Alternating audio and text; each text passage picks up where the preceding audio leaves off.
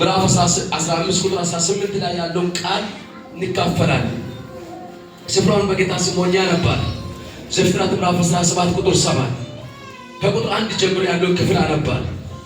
አብርሃምም የ99 ዓመት ሰው በሆነ ጊዜ እግዚአብሔር ለአብርሃም ተገለጠለትና እኔ ኤልሻዳይ ነኝ፣ በፊቴ ተመላለስ፣ ፍጹምም ሁን፣ ቃል ኪዳንንም በእኔና በአንተ መካከል አደርጋለሁ፣ እጅግም አበዛሃለሁ አለ።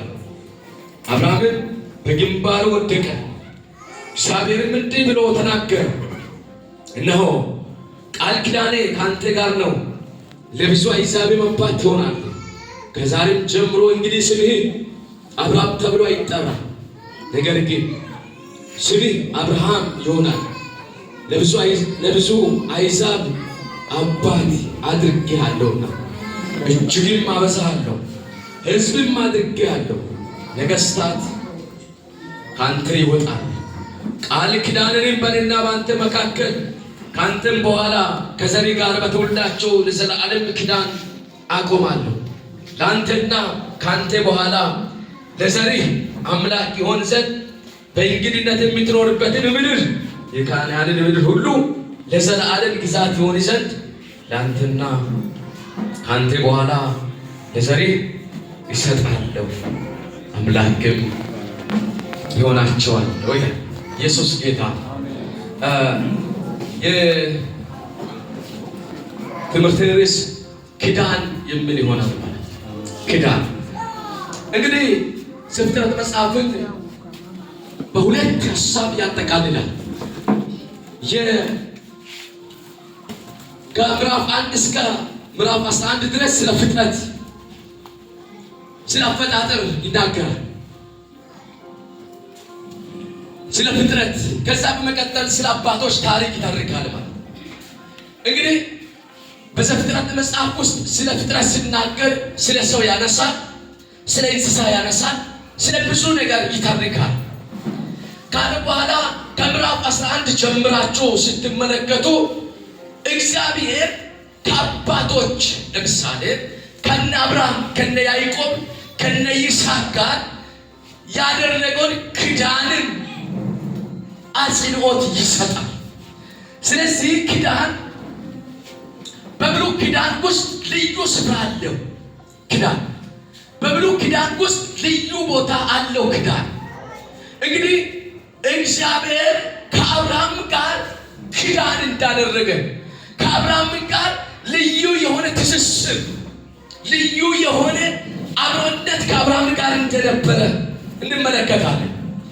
ኪዳን በዕብራይስጥ ፓሪስ የሚል ቃል ነው ያለው። በደንብ አድርጋችሁ ስሙ ምሾች። ኪዳን ፓሪስ የሚለው ያ ማለት ምን ማለት ነው ካላችሁ እስር ማለት ነው። እንግዲህ እስር አንዴ ሰው ከታሰረ ያሰረ ሰው እስካልፈታ ድረስ አይፈታም።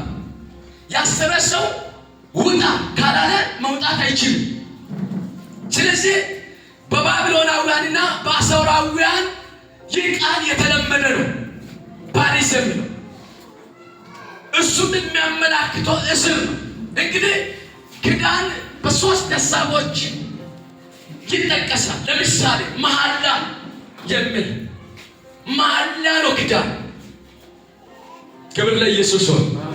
ኪዳን መሐላ ምን ማለት ነው? መሐላ አልተውም፣ አልተውሽም፣ አልተዋችሁም፣ አልለቃችሁም የሚል ቃል ነው ያለው። በእንግሊዝኛ መጽሐፍ ሲመለከት ኮቨናንት ነው። It is a pros sensitive promise or agreement, which means promise between God and the person ይላል። ክብር ለኢየሱስ ይሁን። ያ ማለት ምን ማለት ነው ካላችሁ ስምምነት፣ ኪዳን፣ አንድነት በእግዚአብሔርና በሰው መካከል ያለውን ህብረትን የሚያመላክት ነው ኪዳን። እግዚአብሔር ከአብርሃም ጋር ነው ኪዳን ያደረገው። ወደ አብርሃም ነው የቀረበው እንጂ አብርሃም ወደ እግዚአብሔር አይደለም የመጣው።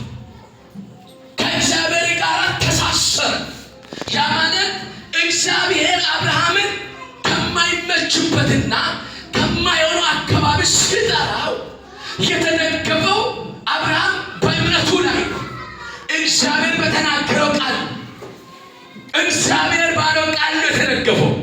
ከዛ የተነሳ አብርሃምም አመነ፣ ጽድቅም ሆነ ምን ሆነ ተቆጠረ ተባለ። ምንም ሆነ ተቆጠረ።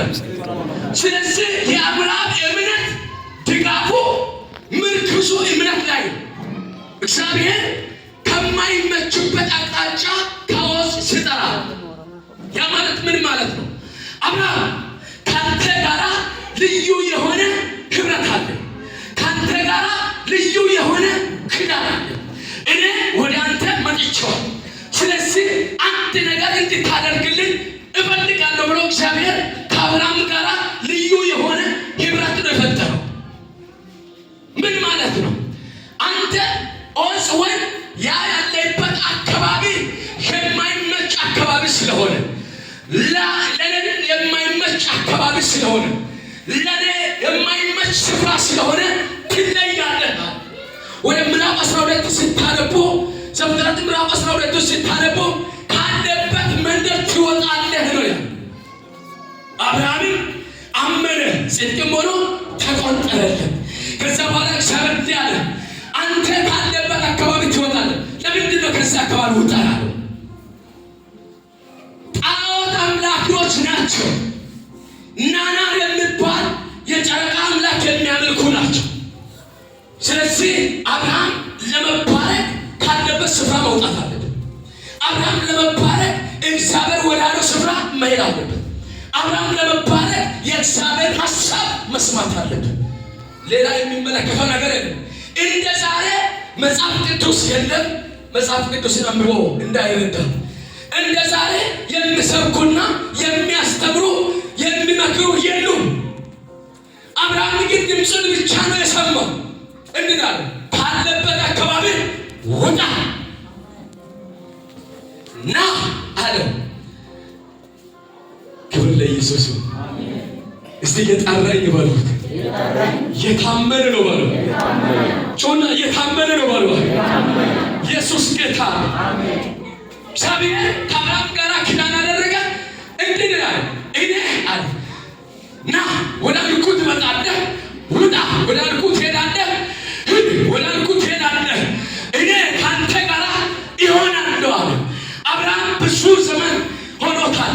ምዕራፍ 17 ቁጥር 1 ጀምሮ 90 ስንት ዓመት ከሆነ በኋላ ሄሎ ስንት ዓመት ከሆነ በኋላ እድሜ ካለቀ በኋላ ከረጀ በኋላ አብርሃምን ጥያቄ የሆነበት ሁለት ነገር አለ። አንደኛ እኔ አንተ ጣልተኝ ወጣሁ፣ ና ስትለኝ ወጣሁ፣ ከአንተ ጋር የሆነ ስትለኝ ወጣሁ፣ ዘሬ ይበዛል ስትለኝ ወጣሁ፣ ለአሕዛብ አባት ትሆናለህ ስትለኝ ወጣሁ፣ አበዛለሁ ስትለኝ ወጣሁ፣ ኪዳን ከእኔ ጋር ስታደርግ ወጣሁ። ግን ያልተመለሰልኝ ሁለት ጥያቄ አለኝ። መቼ ነው የሚመለሰው? ምን የአብርሃም ጥያቄ ነበር።